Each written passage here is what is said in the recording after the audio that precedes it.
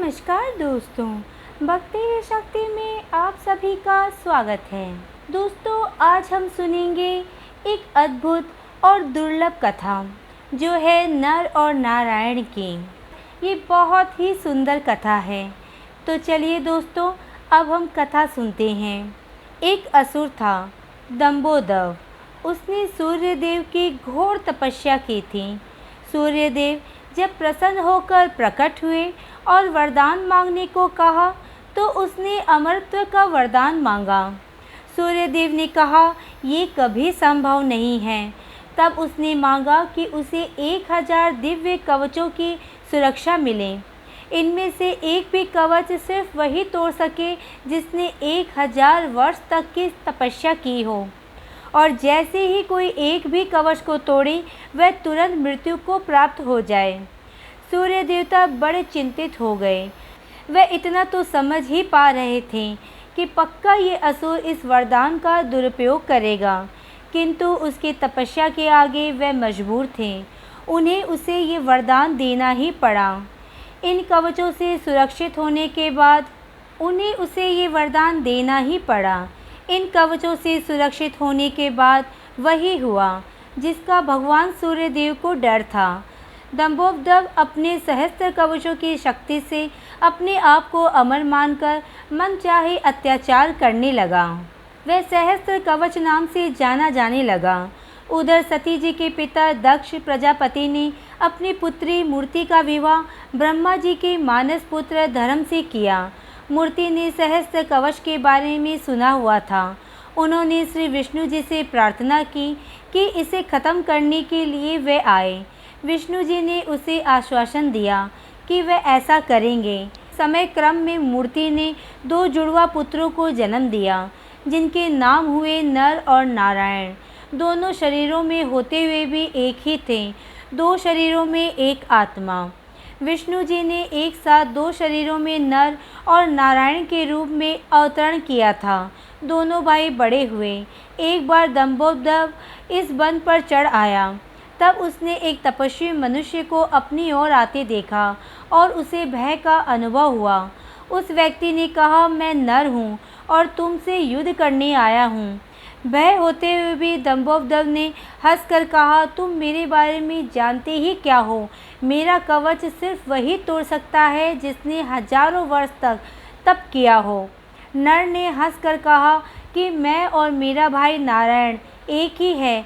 वे मेरे बदले तप कर रहे हैं और मैं उनके बदले युद्ध कर रहा हूँ। युद्ध शुरू हुआ और सहस्त्र कवच को आश्चर्य होता रहा कि सच ही में नारायण के तप से नर की शक्ति बढ़ती ही चली जा रही थी। जैसे ही 1000 वर्ष का समय पूर्ण हुआ, नर ने सहस्त्र कवच का एक कवच तोड़ दिया, लेकिन सूर्य के वरदान के अनुसार जैसे ही कवच टूटा, नर मृत होकर गिर पड़े। सहस्त्र कवच ने सोचा कि चलो एक कवच गया ही सही, किंतु ये तो मर गया। तभी उसने देखा कि नर उसकी ओर दौड़े आ रहा है और वह चकित हो गया। अभी ही तो उसके सामने नर की मृत्यु हुई थी और अभी ही ये जीवित होकर मेरी ओर कैसे दौड़ा आ रहा है। लेकिन फिर उसने देखा कि नर तो मृत पड़े हुए थे। ये तो हूबहू नर जैसे प्रतीत होते हैं। उनके भाई नारायण थे, जो दंबोदर की तरफ नहीं, अपने भाई नर की तरफ दौड़ रहे थे। दंबोदर ने हठास करते हुए नारायण से कहा कि तुम्हें अपने भाई को समझाना चाहिए था और इसने अपने प्राण व्यर्थ ही गंवा दिए। नारायण शांतिपूर्वक मुस्कुराए।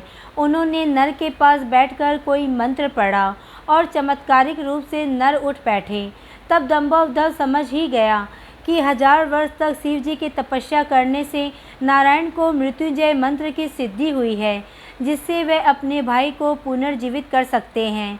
अब इस बार नारायण ने दंबोदर को ललकारा और नर तपस्या में बैठे। 1000 साल के युद्ध और तपस्या के बाद फिर एक कवच टूटा और नारायण की मृत्यु हो गई। फिर नर ने आकर नारायण को पुनर्जीवित कर दिया और ये चक्र यूं ही चलता रहा। इस तरह 999 बार युद्ध हुआ। एक बार युद्ध करता, दूसरा तपस्या। हर बार पहले की मृत्यु पर दूसरा उसे पुनर्जीवित कर देता। जब 999 कवच टूट गए तो सहस्त्र कवच समझ गया कि अब मेरी मृत्यु हो जाएगी। जब वह युद्ध त्याग कर सूर्यलोक भागकर सूर्यदेव के शरणागत हुआ, नर और नारायण उसका पीछा करते वहां आ गए और सूर्यदेव से उसे सौंपने को कहा, किंतु अपने भक्त को सौंपने के लिए सूर्यदेव राजी नहीं हुए। तब नारायण ने अपने कमंडल से जल लेकर सूर्यदेव को श्राप दिया कि आप इस असुर को उसके कर्म फल से बचाने का प्रयास कर रहे हैं, जिसके लिए आप भी इसके पापों के भागीदार बनेंगे और आप भी इसके साथ जन्म लेंगे, इसका कर्म फल भोगने के लिए। इसके साथ ही त्रेता युग समाप्त हुआ और द्वापर युग का प्रारंभ हुआ। कुछ समय पश्चात कुंती जी ने अपने वरदान को परखते हुए सूर्यदेव का आह्वान किया और कर्ण का जन्म हुआ। लेकिन आमतौर पर ये ज्ञात नहीं है कि कर्ण सिर्फ सूर्यदेव ही नहीं, बल्कि उसके भीतर सूर्य और दंभोदर दोनों हैं। जैसे नर और नारायण में दो शरीरों में एक ही आत्मा थी, उसी तरह कर्ण के शरीर में दो आत्माओं का वास है, सूर्य और सहस्त्र कवच। दूसरी ओर नर और नारायण इस बार अर्जुन और कृष्ण के रूप में आए।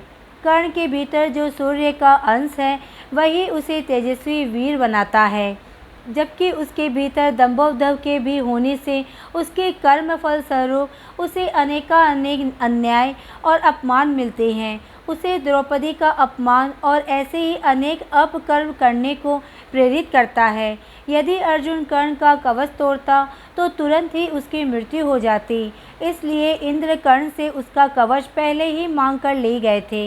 एक अन्य कथा के अनुसार नर और नारायण ने केदारनाथ में शिवलिंग और बद्रिकाश्रम में विष्णु के विग्रह रूप की स्थापना की थी। केदारेश्वर ज्योतिर्लिंग की उत्पत्ति की कथा शिव पुराण में तब आती है जब नर और नारायण शिव की आराधना कर रहे होते हैं। भगवान शिव की प्रार्थना करते हुए दोनों कहते हैं कि शिव, आप हमारी पूजा ग्रहण करें। नर और नारायण के पूजा आग्रह पर भगवान शिव स्वयं उस पार्थिव लिंग में आते हैं। इस तरह पार्थिव लिंग के पूजन में वक्त गुजरता जाता है। एक दिन भगवान शिव खुश होते हैं और वे नर नारायण के सामने प्रकट होकर कहते हैं कि वे उनकी आराधना से बेहद प्रसन्न हैं, इसलिए वर मांगो। नर और नारायण कहते हैं कि हे प्रभु, अगर आप प्रसन्न हैं तो लोक कल्याण के लिए कुछ कीजिए। भगवान शिव कहते हैं कि कहो, क्या कहना चाहते हो। इस पर नर और नारायण कहते हैं कि जिस पार्थिव लिंग में हमने आपकी पूजा की है, उस लिंग में आप स्वयं निवास कीजिए, ताकि आपके दर्शन मात्र से लोगों का कष्ट दूर हो जाए। दोनों भाइयों के अनुरोध से भगवान शिव और प्रसन्न हो जाते हैं और केदारनाथ के इस तीर्थ में केदारेश्वर ज्योतिर्लिंग के रूप में निवास करने लगते हैं। इस तरह केदारेश्वर ज्योतिर्लिंग की उत्पत्ति होती है। महाभारत के अनुसार पाप से मुक्त होने के बाद केदारेश्वर में स्थित ज्योतिर्लिंग के आसपास मंदिर का निर्माण पांडवों ने अपने हाथ से किया था। बाद में इसका पुनर्निर्माण आदि शंकराचार्य ने करवाया था। इसके बाद राजा भोज ने यहाँ पर भव्य मंदिर का निर्माण कराया था। आज की वीडियो में बस इतना ही। अगर आपने मुझे अब तक सब्सक्राइब नहीं किया है तो सब्सक्राइब ज़रूर करें, कमेंट और लाइक करना ना भूलें। इसी कामना के साथ कि आप हमेशा खुश रहें, स्वस्थ रहें। नमस्कार।